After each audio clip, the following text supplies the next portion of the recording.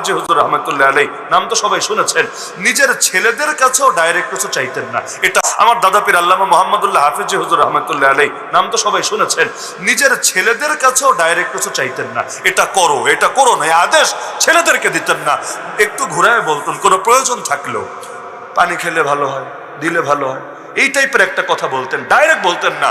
তো মাঝে মাঝে বাচ্চারা বুঝতো, মাঝে মাঝে বুঝতো না। এটা তো ইঙ্গিতের বাক্য, সবসময় বোঝা যায় না। তো তাকে বুড়া বয়সে বলছিল যে আব্বাজান, আপনি আদেশ দিলে তো এটা আমাদের জন্য সৌভাগ্য, আপনার খেদমত করতে পারা আমাদের গর্বের বিষয়। পুরো বাংলাদেশে বড় বড় আলেমরা আপনার কদমের সামনে এসে পড়ে থাকে, সেখানে আমরা সন্তান হিসাবে কেন রাগ করবো? আপনি একটু ক্লিয়ার বললে ভালো হয়। তিনি বলেছিলেন না, বাবা যখন সন্তানকে কোনো কিছু বলে, বৈধ আদেশ দেয়, সন্তানের জন্য সেটা অবধারিত হয়ে যায়, অবধারিত। যদি না করে পাপ হবে।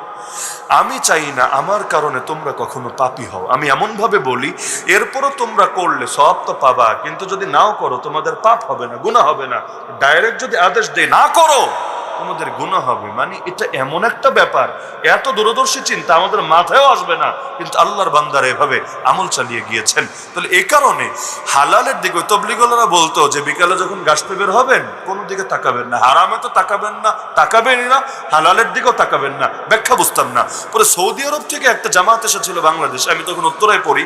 তা একদিন ও নাই দেখি বয়ানের মধ্যে ওই আদব বলতে গিয়ে এটা ব্যাখ্যাটা করে দিলেন যে হারামের দিকে তাকাবা না এ কারণে আল্লাহ হারাম করেছে, আর হালালের দিকে তাকাবা না এ কারণে যাতে করে দুনিয়ার মোহটাও দিলের ভেতরে অজান্তে না ঢোকে।